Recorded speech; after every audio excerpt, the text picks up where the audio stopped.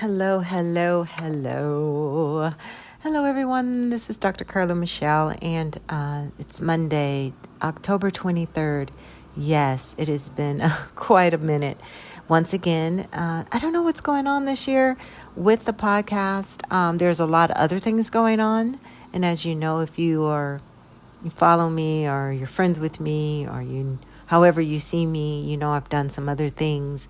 And one of the things that I did in September last month was host the Free Woman the Free Woman event. But I also wrote a book, The Free Woman, How to Live Free Every Day. And I just wanted to stop in. There has been a lot going on, a lot of good, a lot of growth. October for me was a month of October is opportunities. And it was so many opportunities. If you saw my post, it was more than I expected when it came to opportunities. Yes, there was opportunities business-wise for CM coaching and consulting and what I do under that umbrella. There was opportunities that I took in, family and relationship. There's opportunity to relocate. Well, not relocate. Let me back it up. To move to where I live, to another spot where I live, a larger spot. So there's opportunity of growth. But even in that, it's increasing my faith and pushing me. There was also opportunity losing a dear cousin unexpectedly. You see, my voice gets tender. And so it was opportunity to feel the emotion. I have learned, if you can relate, there's so much that has happened in my life. Even as a young child, if you ever read the book, my book I wrote, The Strong Woman's Playbook, and that is on Amazon, but I'm not trying to pitch it. But in that, I kind of share a little of what I've been through.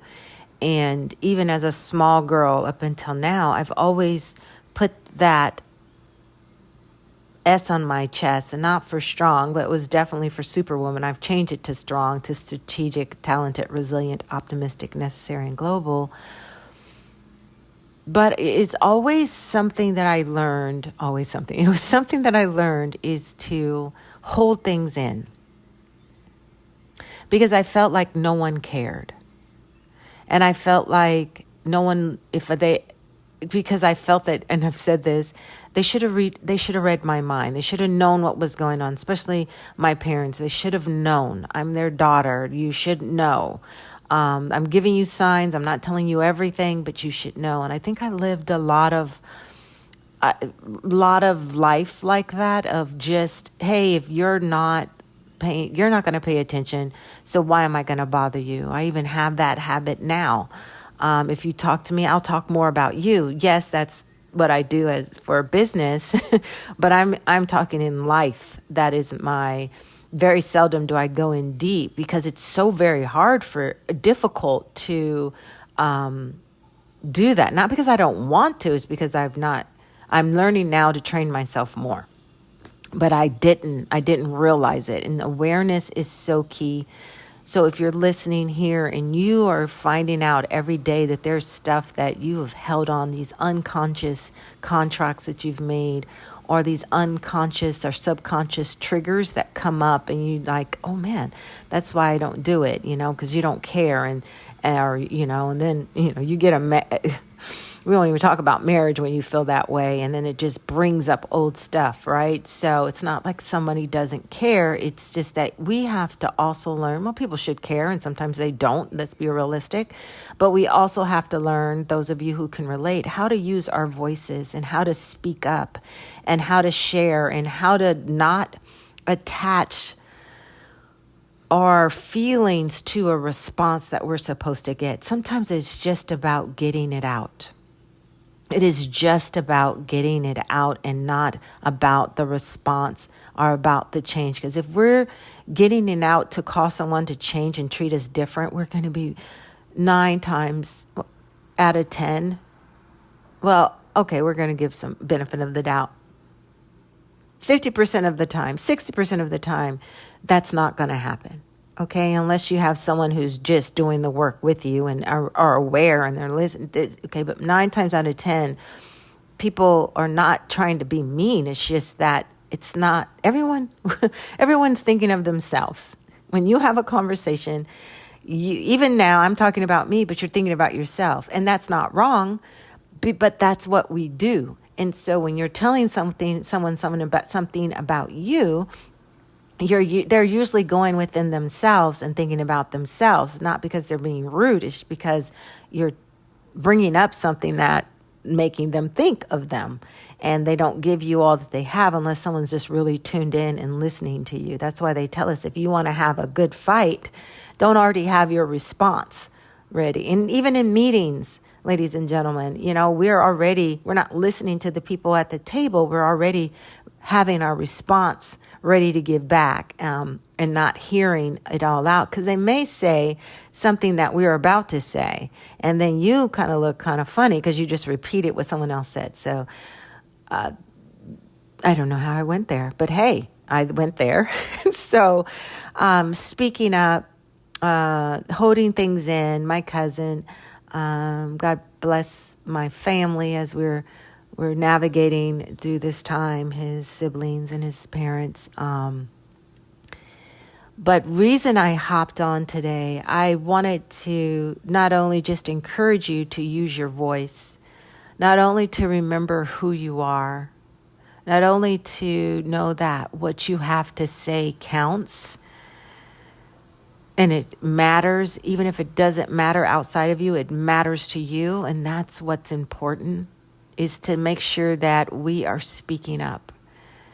And that rolls me back to the Free Woman event that we had in September.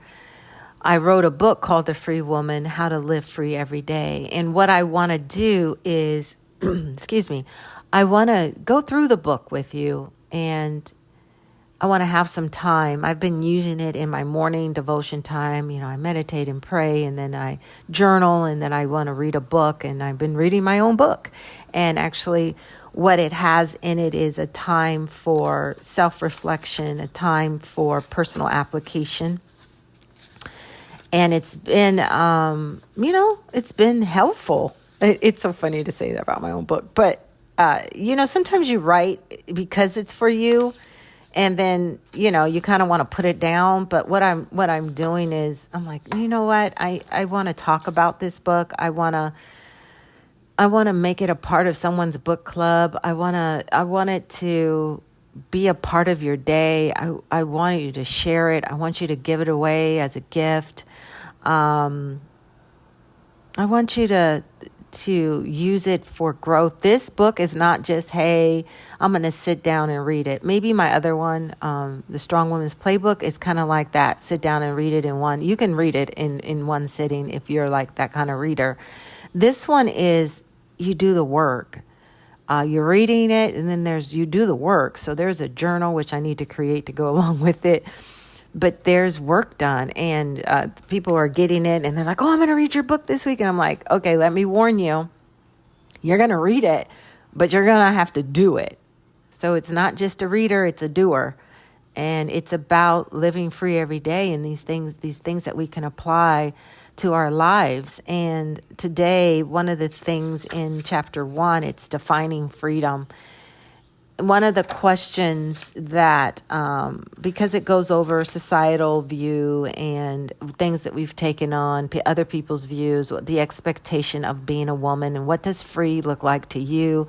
I have you defined it. I have you take a look at it. I even asked the question, take on page 21, if you have the book, take a moment to think about your current understanding of freedom.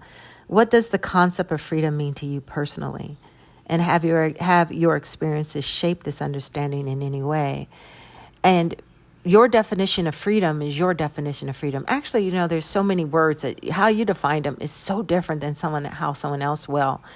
And so how do you define freedom for you? What does freedom look like? Like success can look like something. Love can look like something. Wealth can look like something. But what is your what's your understanding of freedom? First, understand what freedom has been taught to you, society wise, or generational, or within your family dynamic, in your marriage, in your relationship. What does freedom look like you? And there's many stages that you'll see. Freedom is not always going to be defined the same way throughout your life. In my 50s, freedom looks totally different than it did in my teen years or my 20s or 30s or 40s. And so I would love for you to sit with that and take a moment and think about your current understanding of freedom and what that looks like for you. And then blah, blah, blah. And then I have you reflect on the idea of inner freedom as a foundation for the free woman. And then I have a question. Have you experienced moments in your life where inner freedom led to external liberation? And I feel that for myself. Sorry, interrupted there. Continuation here. Thinking about how inner freedom has led to external liberation, and how does that change you, inner freedom? How does it show up outside of you? And then you're thinking about, gosh, when I've gotten the more free I get inside, the more bolder, and not in, I'm taking over the world, because I already am. But that freedom of knowing that, gosh, there's just some expectations. I was thinking about this morning. It's like there's just expectations I have for my life and what happens in my life and what I expect from things and circumstances and situations. And then I asked you to think about the societal norms, expectations, or stereotypes that have influenced your life, and how have these external influences shaped your decisions, especially regarding your personal freedom. So that's a couple of the questions in this chapter 1, defining freedom in the exploration and personal work. And then let's move into put it into practice. This is one I have you looking into a self-reflection journal. So I'm asking you to set aside dedicated time each week for self-reflection. And Sundays are great. I mean, if that works for you, create a journal where you jot down your thoughts, feelings, and experiences related to societal expectations, and ask yourself questions like, what societal expectations have influenced my choices this week? And how did I respond to this expectation? And this morning when I was doing that, I had surgery. Actually, I'd say gum surgery, but they cut through my gum because I had a root canal go bad. And I was unaware, and it's been acting up for over a year, even though I was going to my checkups. They did not listen to me. And at the end of the year of watching it, they're saying I need surgery. And I was not happy about that. And I let my voice be known. However, that was the same week I went for my checkup is the same week I ended up having the surgery, and my face was swollen, this weekend, and it's finally going down, but I wasn't going to post. So I have the Strong Path on Instagram.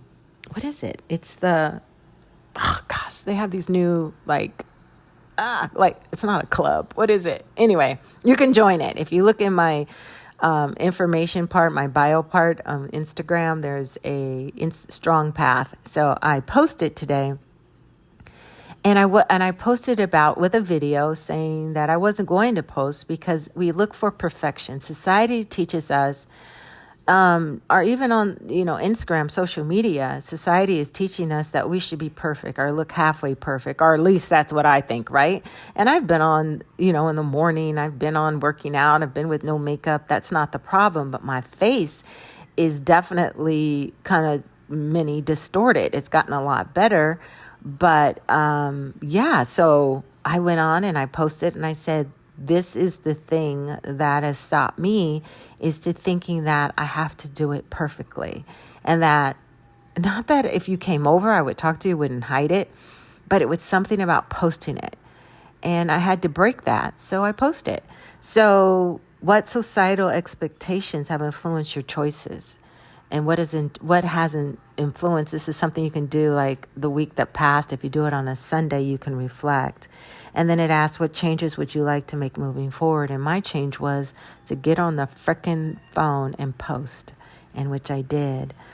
The other one is to question your beliefs. Identify 3 societal expectations that you unquestionably accepted in the past. It could be related to your career, your relationships, or personal goals. Now challenge those beliefs. And I want you to challenge those beliefs that just are not serving you, that they're just, you've unquestioned them. Things that you just feel like, oh, that's just what I do. But no, is it? Or that's just what you learned? So I want you to engage in open conversation with friends or a mentor or someone you look up to about these beliefs to gain a different perspective. So talk to somebody about your perspectives. And, I'm going to warn you, don't hold them so close to your heart, but be open. If you're here to grow, if you're looking to be the free woman and you want to live free, some of the things that you've allowed to hold you,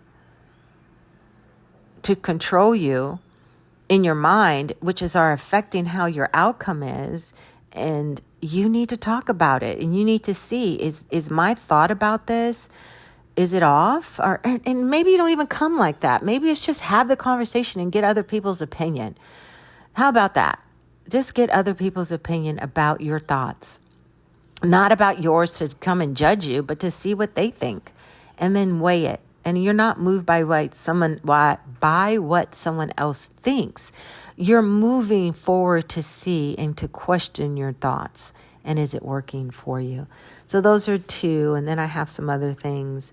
But that is the chapter 1 of The Free Woman, How to Live Free Every Day.